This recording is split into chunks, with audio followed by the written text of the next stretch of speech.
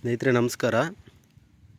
ಇಲ್ಲಿ ಮೆಣಸಿನ ಗಿಡ ಕಾಣಿಸ್ತಾ ಇದೆಯಲ್ಲ, ಇಲ್ಲಿ ನೀರು ಯಾವಾಗಲೂ ಲೀಕ್ ಆಗಿ ಹೋಗ್ತಾ ಇದ್ದು. ಇಲ್ಲಿ ನೀರು ಯಾವಾಗಲೂ ತೇವಾಂಶ ಜಾಸ್ತಿ ಇರ್ತಾ ಇತ್ತು.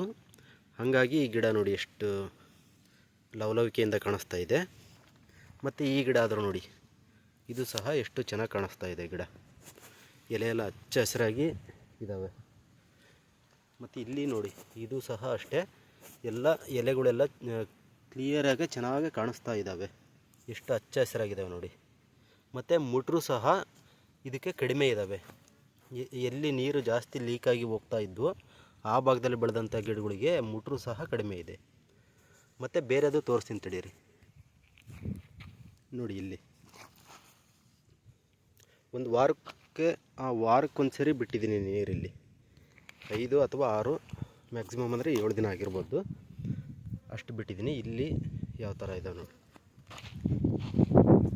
ಅಲ್ಲಿ ಕಂಪೇರ್ ಮಾಡಿದರೆ ಇಲ್ಲಿ ಜಾಸ್ತಿ ಅಂಥ ಡೆವಲಪ್ಮೆಂಟ್ ಇಲ್ಲ, ಮತ್ತು ಮುಟ್ರು ಜಾಸ್ತಿ ಇದೆ ಇಲ್ಲಿ.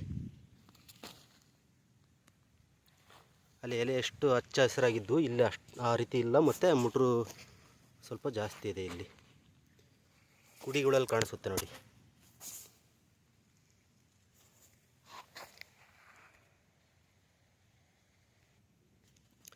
ಸಫಿಷಿಯೆಂಟಾಗಿ ನೀರು ಸಪ್ಲೈ ಆಗ್ತಾ ಇದ್ದರೆ ಗಿಡಗಳಿಗೆ ರೋಗ ನಿರೋಧಕ ಶಕ್ತಿನೂ ಸಹ ಬರ್ಬೋದು ಅಂತ ಅಂದ್ಕೊಂಡಿದ್ದೀನಿ ಸ್ನೇಹಿತರೆ. ನೋಡಬೇಕು, ಈಗ ಸ್ವಲ್ಪ ಜಾಸ್ತಿ ನೀರು ಬಿಟ್ಟು ನೋಡ್ತೀನಿ. ನೆಕ್ಸ್ಟ್ ಇನ್ನೊಂದು ವಾರ 10 ಡೇಸ್ ನಂತರ ಯಾವ ರೀತಿ ಗಿಡ ಕಾಣಿಸ್ತಾವಂತ ಒಂದ್ಸರಿ ನೋಡೋಣಂತೆ. ಸ್ನೇಹಿತರೆ, ನಮ್ಮ ಯೂಟ್ಯೂಬ್ ಚಾನಲನ್ನು ನೀವು ಯಾರಾದರೂ ಸಬ್ಸ್ಕ್ರೈಬ್ ಮಾಡಿಲ್ಲ ಅಂತಂದರೆ ದಯವಿಟ್ಟು ಸಬ್ಸ್ಕ್ರೈಬ್ ಮಾಡಿಕೊಂಡು ವಿಡಿಯೋ ನೋಡಿ.